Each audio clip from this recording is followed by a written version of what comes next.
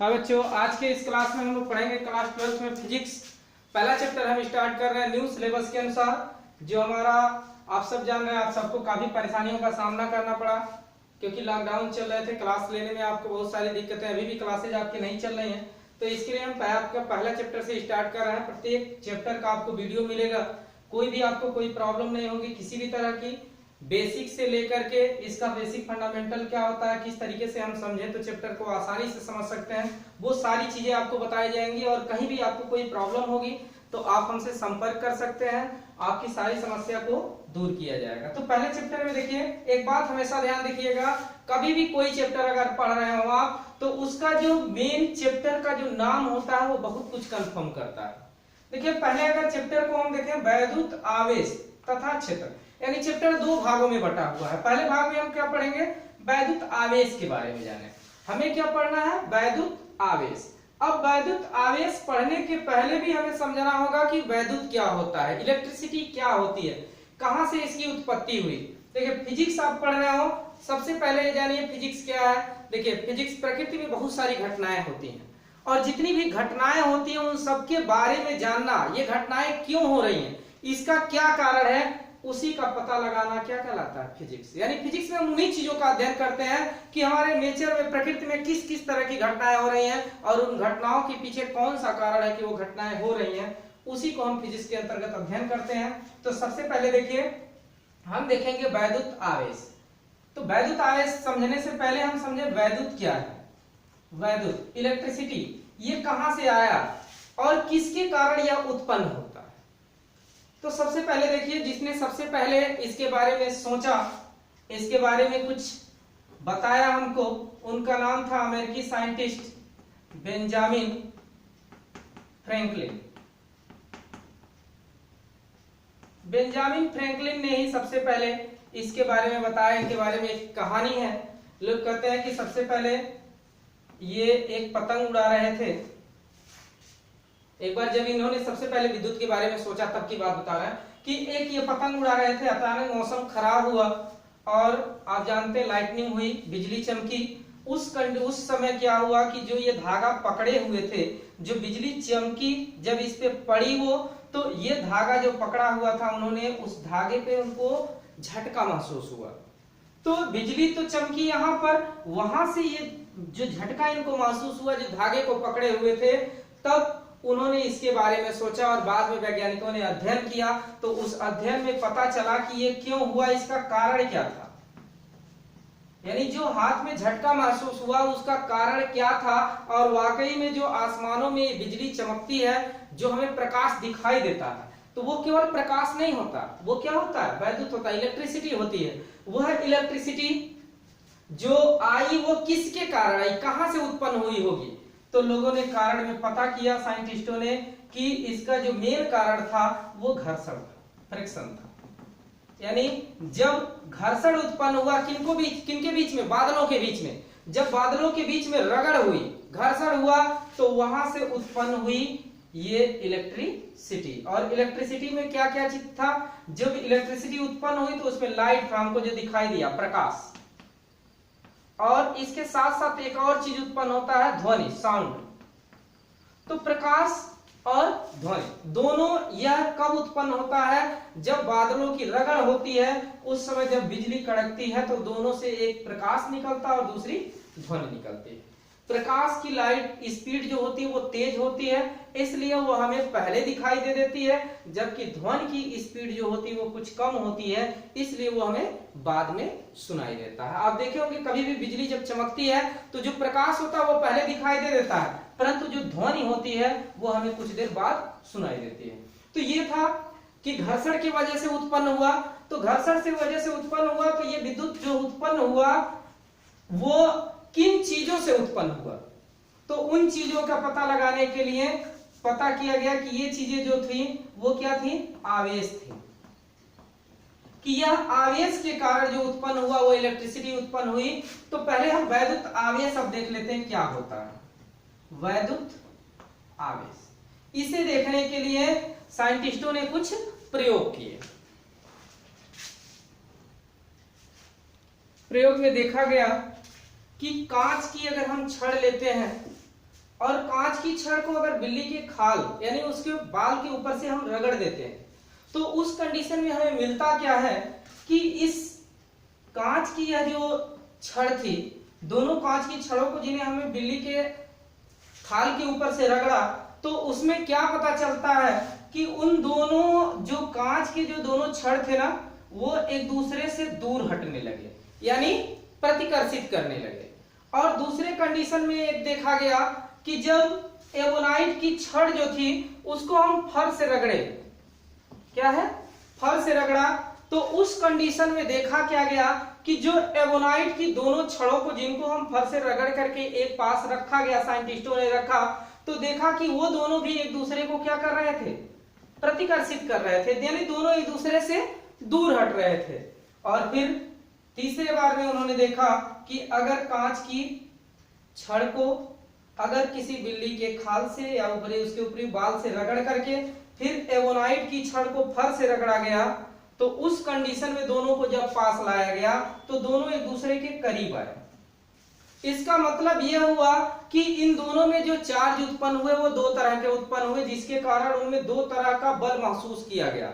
एक बल ऐसा महसूस किया गया जिसकी वजह से दोनों इससे दूर भाग रहे थे, यानी दोनों जो दूर हटने के पीछे रीजन क्या था कि इन दोनों के बीच प्रतिकर्षण बल लग रहा था, और एक रीजन की दोनों को एक तरह की चीजों से रगड़ करके दोनों की जो प्रकृति थी वो भी समान थी, जिसके वजह से दोनों एक दूसरे से दूर हटे। यानी आवेश जो होता है वो दो प्रकार का होता है। यहां से निष्कर्ष निकल सकता है कि आवेश दो प्रकार के होते हैं। अब उन दोनों का प्रकार क्या है, उन्हीं को नाम दिया गया, एक को नाम दिया गया धन आवेश और दूसरे को नाम दिया गया ऋण आवेश, यानी पॉजिटिव चार्ज और नेगेटिव चार्ज, दो तरह के चार्ज हुए। अब इसमें साइंटिस्टों ने यह निष्कर्ष निकाला कि जो चार्ज कांच की बिल्ली की खाल से रगड़ने से कांच के ऊपर उत्पन्न हुए उसको नाम दे दिया गया धन आवेश। कौन सा आवेश, धन आवेश। की कांच की छड़ पर बिल्ली की खाल से रगड़ने से धन आवेश उत्पन्न हुआ, जबकि एबोनाइट की छड़ को फर से अगर रगड़ा जाए तो इस पे कौन सा आवेश उत्पन्न हुआ, ऋण आवेश उत्पन्न हुआ। तो जिसके कारण अब यहां से एक निष्कर्ष और निकला कि अगर दोनों एक तरह के पदार्थ थे, एक तरह की चीजों से रगड़े गए थे, तो उनके बीच जो बल लग रहा था वो कौन सा बल लग रहा था, प्रतिकर्षण का। कौन सा बल, प्रतिकर्षण का बल लग रहा था, जिसके कारण दोनों एक दूसरे से दूर हट रहे थे, यानी प्रतिकर्षित हो रहे थे, एक पास नहीं आ रहे थे। जैसे मैग्नेट को आपने देखा था, क्योंकि देखा होगा, क्योंकि जब इलेक्ट्रिसिटी की उत्पत्ति हुई, खोज किया लोगों ने, तो उसके पहले मैग्नेट की खोज हो चुकी थी। तो वहां से हम देखें कि अगर दो तरह के आप डायरेक्शन और मैग्नेट लें, मैग्नेट में आप जानते हैं दो तरह के डायरेक्शन होते हैं, एक यन होता है और एक यस होता है। तो आप मैग्नेट को कभी कभी देखिए एक पास जब ले जाएंगे तो दोनों एक दूसरे से रखते नहीं, रिपेल करते हैं, दूर हटते हैं, प्रतिकर्षित होते हैं, लेकिन कभी कभी उनका डायरेक्शन उल्टा कर देने पे दोनों एक में चिपक जाते हैं। तो वहां पे निष्कर्ष क्या निकलता है कि जब दिशाएं विपरीत होती हैं, जैसे एक का इस डायरेक्शन में साउथ है और दूसरा मैग्नेट लाए यहाँ नॉर्थ हो गया, तो ये दोनों एक दूसरे को क्या करती हैं, अट्रैक्ट करती हैं, एक दूसरे को आकर्षित करती हैं। लेकिन जब डायरेक्शन उल्टा हो जाता है, जैसे यहाँ साउथ है या नॉर्थ अपोजिट था, जब सेम हो जाता है, अगर यहाँ पर भी यस हो जाए और यहाँ पे यन हो जाए, तो दोनों डायरेक्शन सेम हो जाने पे ये रिपेल करते हैं, प्रतिकर्षित करते हैं। वही हाल सेम, उसी से निष्कर्ष निकाला गया कि इन दोनों पे जो चार्ज थे वो किस तरह के थे, समान प्रकृति के थे, जिसके कारण समान प्रकृति होने के कारण ये दूर हट रहे थे। हाँ, नाम दे दिया गया, कांच पे धनावेश उत्पन्न हुआ होगा और इस पर ऋणावेश उत्पन्न हुआ होगा, जिसके कारण जब समान प्रकृति दोनों की थी तो प्रतिकर्षित कर रहे थे। अगर इनकी प्रकृति समान नहीं थी, असमान थी, तो दोनों एक दूसरे को आकर्षित कर रहे थे, जैसे मैग्नेट करता है।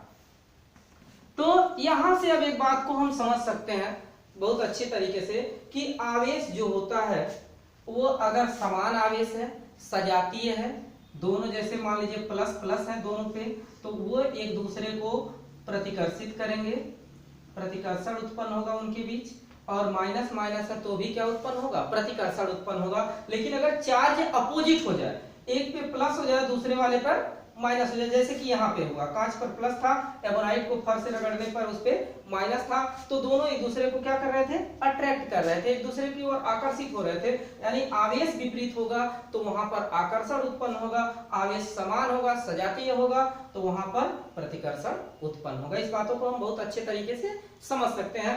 अब यहां से अगर वैद्युत आवेश की हम बात करें कि वैद्युत आवेश जो होता है यानी इलेक्ट्रिक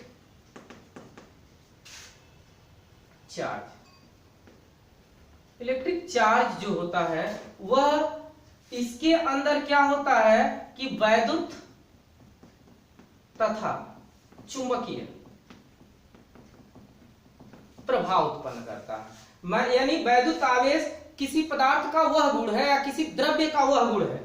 आप लिख सकते हैं कि वैद्युत आवेश किसी द्रव्य का वह गुण है जिसके कारण उसमें वैद्युत तथा चुंबकीय गुण या प्रभाव, देखिए वैद्युत तथा चुंबकीय गुण या उसमें वैद्युत तथा चुंबकीय प्रभाव इसके द्वारा उत्पन्न होता है। किसके द्वारा? वैद्युत आवेश के द्वारा। एक और डिफिनेशन दे सकते हैं आप वैद्युत आवेश का बहुत इजी तरीके से कि वैद्युत आवेश किसी वस्तु का वह गुण है जिससे, या किसी द्रव्य का लिख सकते हैं या किसी पदार्थ का लिख सकते हैं, वैद्युत आवेश किसी पदार्थ का वह गुण है जिसके कारण वह पदार्थ एक दूसरे की ओर आकर्षित होता है अथवा एक दूसरे को अपने से प्रतिकर्षित करता है। तो आप यहां से भी इसका परिभाषा लिख सकते हैं कि वैद्युत आवेश वह पदार्थ या किसी द्रव्य का वह गुण है जिसके कारण उसमें वैद्युत तथा चुंबकीय प्रभाव उत्पन्न होता है। और दूसरा रीजन दे सकते हैं कि वैद्युत आवेश किसी पदार्थ का वह गुण है जिसके कारण वस्तुएं एक दूसरे की ओर आकर्षित होती हैं या एक दूसरे को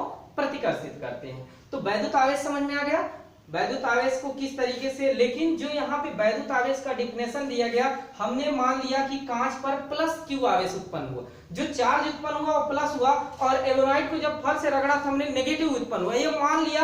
बट इसके पीछे कोई विशेष रीजन नहीं था, कोई विशेष प्रमाण नहीं था कि कांच पर प्लस ही उत्पन्न हुआ। यह भी तो हो सकता था कांच की जो छड़ थी उस पर माइनस आवेश उत्पन्न हुआ हो और जो एवोनाइट की छड़ थी उस पर नेगेटिव चार्ज उत्पन्न हुआ हो, यह हो सकता है इस पर पॉजिटिव उत्पन्न हुआ हो। इसका कोई विशेष प्रमाण नहीं था। तो इसी प्रमाण को समझने के लिए वैद्युत आवेश के हम इलेक्ट्रॉनिक सिद्धांत को समझते हैं। देखिए आवेश का इलेक्ट्रॉन सिद्धांत, जो बच्चे केमिस्ट्री थोड़ा बहुत पढ़े होंगे वो बहुत अच्छे तरीके से समझ जाएंगे। आप सब जानते हैं कोई भी जो परमाणु होता है उसके केंद्र में धनावेश नाभिक होता है, यानी केंद्र होता है जिसमें प्रोटॉन और न्यूट्रॉन दोनों स्थित होते हैं। प्रोटॉन और न्यूट्रॉन दोनों स्थित होते हैं और उसकी बाहरी कक्षाओं में इलेक्ट्रॉन जो होता है वो चक्कर लगाता है। और जो इलेक्ट्रॉन बिल्कुल बाहरी कक्षा में होता है वह जो होता है नाभिक, ये जो नाभिक होता है जिसमें प्रोटॉन और न्यूट्रॉन दोनों होते हैं, नाभिक से बाहरी कक्षा की दूरी अधिक होने के कारण वह बाहरी कक्षा वाला जो इलेक्ट्रॉन होता है उस पर यह नाभिक जो होता है जिसके द्वारा इस पर फोर्स अप्लाई किया जाता है अपनी ओर आकर्षण करने के लिए नाभिकीय बल लगता है, वह उतना नहीं लगा पाता है क्योंकि दूरी अधिक होती है तो फोर्स वीक होता है, कमजोर होता है। तो इस वजह से यह अपनी ओर उतने बल से नहीं खींच पाता, इस पर जो बल लगता है वो कमजोर होता है। और मान लीजिए इस तरीके से दो पदार्थों को हम लें और दोनों पदार्थों को आपस में घर्षण कराएं, तो जब रगड़ करेंगे, घर्षण कराएंगे किसी चीज को तो उसमें एक्स्ट्रा एनर्जी मिलती है और उस एक्स्ट्रा एनर्जी से जो अंतिम कक्षा का इलेक्ट्रॉन होता है जिसमें नाभिक के द्वारा कम फोर्स लगाया जाता है वह जो होता है उत्तेजित अवस्था में आता है। और उत्तेजित अवस्था में जब आता है तो वह अपनी कक्षा को छोड़ करके दूसरे पदार्थ की कक्षा को क्या कर लेता है, ज्वाइन कर लेता है। जैसे कि मान लीजिए इसी को दोनों को रगड़ा गया और इसके लास्ट वाले कक्षा में जो इलेक्ट्रॉन था वो निकल करके इसकी कक्षा में चला गया दूसरे पदार्थ वाले में, तो जहां से निकला वहां पर क्या था, यहां से यह पदार्थ निकली तो यहां पर जो इलेक्ट्रॉनों और प्रोटॉनों की जो संख्या थी जो बराबर था, जिसके लिए वजह से परमाणु उदासीन था, तो जितने इलेक्ट्रॉन थे उतने ही क्या थे, प्रोटॉन थे। जैसे कि अभी देख लीजिए आप एक एग्जांपल ले सकते हैं Na का। Na की बाहरी कक्षाओं में जैसे Na का 11 इलेक्ट्रॉन होते हैं Na में, तो इसमें इसको हम लिखें इलेक्ट्रॉनिक विन्यास तो 2, 8 और 1 लिखेंगे, यानी यह अष्टक पूरा करने के लिए इसको कितने इलेक्ट्रॉन चाहिए, 8 इलेक्ट्रॉन चाहिए। तो एक इलेक्ट्रॉन जो है वह क्या कर सकता है, अपने या तो साथ कहीं से अर्जित करे या तो अपने एक इलेक्ट्रॉन को त्याग दे। तो जब अपने एक इलेक्ट्रॉन को वह त्याग देगा तो उस कंडीशन में ये क्या हो जाएगा, धनावेशित हो जाएगा। कैसे धनावेशित हो जाएगा, देखिए जैसे किसी पदार्थ में इलेक्ट्रॉनों और प्रोटॉनों की जो संख्या होती है वो बराबर होती है। जितने मान लीजिए इलेक्ट्रॉन 11 है तो प्रोटॉन भी इसमें कितने रहे होंगे, 11 रहे होंगे। तो एक अगर यह किसी अन्य तत्व को ज्वाइन कर लेता है, इसका बाहरी कक्षा का इलेक्ट्रॉन यहां से रिमूव हो जाता है, निकल जाता है। जैसे अगर Na में से एक इलेक्ट्रॉन को हमने क्या कर दिया, निकाल दिया, तो उस कंडीशन में एक इलेक्ट्रॉन अगर निकल गया तो अब इलेक्ट्रॉन इसमें कितने बचे रह गए, 10 बचे रह गए, और प्रोटॉन जो बचा रह गया वो कितना हो गया, 11 हो गया। तो जो प्रोटॉन धनावेशित होता है वह क्या हो गया, 11 हो गया, और इलेक्ट्रॉन जो ऋणावेशित होता है उसकी संख्या 10 रह गई। तो दोनों में आप चेक करिए कि प्रोटॉन क्या हो गया, एक अधिक हो गया ना, यानी जो धनावेश था वो क्या हो गया, अधिक हो गया। तो इस तरीके से हम Na पर कौन सा एक इलेक्ट्रॉन निकल जाएगा, तो Na पे जो प्रोटॉनों की संख्या होगी वो एक अधिक रहेगी, इसलिए इसको Na प्लस करके लिखते हैं। हम इसको इस तरीके से भी इस रिएक्शन को लिख सकते हैं, Na और यहाँ Na प्लस होकर के, और इसके साथ नहीं सॉरी, यहाँ से Na में से एक इलेक्ट्रॉन निकाल लिया, इसी तरीके से रख दीजिए, ठीक है। तो ये बात समझ में आ गई कि क्यों यह धनावेशित हो गया। अब तो बात कंफर्म हो गई कि इसमें धनावेश ही आया होगा, क्यों, क्योंकि इसमें से इलेक्ट्रॉन निकला तो इसके प्रोटॉन की संख्या एक बढ़ गई। इसको समझने के लिए वैसे भी समझ लें, जब हम किसी चीज किसी वस्तु को अपनी किसी को देते हैं तो उस समय हम क्या रहते हैं, पॉजिटिव में होते हैं, और किसी से कर्ज लेते हैं तो हम क्या हो जाते हैं, कर्ज में यानी ऋण में हो जाते हैं, तो उस पर माइनस चार्ज आता है। तो इस तरह से समझ लीजिए, अगर किसी पे कहीं से इलेक्ट्रॉन निकल करके जा रहे हैं तो वो धनात्मक हो गया, और इलेक्ट्रॉन किसी पर अगर आ रहा है तो वो क्या होगा, ऋणात्मक होगा। तो बातें समझ में आ गई। एक और एग्जांपल ले सकते हैं ऋणावेश का, जैसे क्लोरीन, इस पे 17 होता है, यानी इलेक्ट्रॉनों की संख्या 17 और प्रोटॉनों की भी संख्या 17। तो इस तरीके से देखिए, जो क्लोरीन होगा उसका हम क्या लिखेंगे, 2, 8 और 7 लिखेंगे इलेक्ट्रॉनिक विन्यास। तो इसमें ऑप्शन आपके पास है, या तो 7 को आप त्याग दीजिए, हटा दीजिए, तो अष्टक बिल्कुल पूरा दिखेगा, या तो कहीं से एक अर्जित कर लेंगे तो यहाँ पे 8 हो जाएगा, अष्टक पूरा हो जाएगा। तो 7 त्यागने से बेटर है एक कहीं से अर्जित किया जाए। तो एक अगर यह अर्जित कर लेता है अपने में, देखिए क्लोरीन अगर एक इलेक्ट्रॉन अपने में ले लेता है, अगर ज्वाइन करता है एक इलेक्ट्रॉन को, तो उस कंडीशन में क्लोरीन क्या हो जाएगा, नेगेटिव हो जाएगा। क्यों नेगेटिव होगा, क्योंकि वह एक इलेक्ट्रॉन क्या किया है, अर्जित किया है, एक इलेक्ट्रॉन अपने पास लिया है। तो यह बात समझ में आ गई कि जो इलेक्ट्रॉन को देता है वो पॉजिटिव हो जाता है, और जो इलेक्ट्रॉन को ग्रहण करता है वो नेगेटिव हो जाता है। यही विद्युत आवेश का इलेक्ट्रॉनिक सिद्धांत है। इससे यह कंफर्म हो जाता है कि किस पर पॉजिटिव चार्ज जाएगा, और यह कंफर्म हो जाता है किस पर नेगेटिव चार्ज जाएगा।